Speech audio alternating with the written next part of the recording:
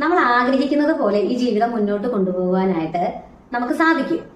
അത് ചെറിയ ചെറിയ പരിശീലനങ്ങളിലൂടെ ഞാൻ പറയുന്ന കാര്യങ്ങൾ ചെയ്തു നോക്കി നിങ്ങൾക്ക് ഫലം വരുമ്പോൾ നിങ്ങൾക്കത് മനസ്സിലാകും കേട്ടോ. എന്റെ ജീവിതത്തിൽ ഉണ്ടായ ഒരു അനുഭവം പറയാം.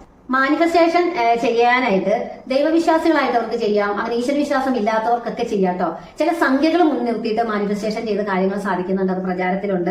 1212, 555, അതുപോലെ 777. പിന്നീട് എന്റെ ജീവിതത്തിൽ വന്ന മാറ്റങ്ങൾ എന്ന് പറഞ്ഞിട്ടുണ്ടെങ്കിൽ എന്റെ ഒരു രണ്ടാം ജന്മമാണ് ഞാൻ ജീവിക്കുന്നത് കേട്ടോ. അതായിരുന്നു എന്റെ ഫസ്റ്റ് മാനിഫെസ്റ്റേഷൻ. പക്ഷെ അതൊരു മാനിഫെസ്റ്റേഷൻ ആണെന്ന് അറിയാതെ ഞാൻ ചെയ്ത കാര്യങ്ങളാണ്. അതുകൊണ്ടാണ് ഞാൻ പറഞ്ഞത് ദൈവവിശ്വാസികളായിട്ടുള്ളവർക്ക് ഈശ്വരവിശ്വാസികളായിട്ടുള്ളവർക്ക് ചെയ്യാം. ഇതൊരു അന്ധമായ വിശ്വാസങ്ങളോ ട്രിക്കുകളോ അതൊന്നും അല്ല കേട്ടോ. നമ്മള് ഈ എന്ത് കാര്യം തീവ്രമായിട്ട് ആഗ്രഹിച്ച് യാചിച്ച് പ്രാർത്ഥിക്കുന്നുവോ ഈ പ്രപഞ്ചം അതിനായിട്ട് നമുക്ക് എല്ലാ സാഹചര്യങ്ങളും ഒരുക്കി തരും. ഒരു പ്രപഞ്ചശക്തി ഉണ്ടെന്നേ.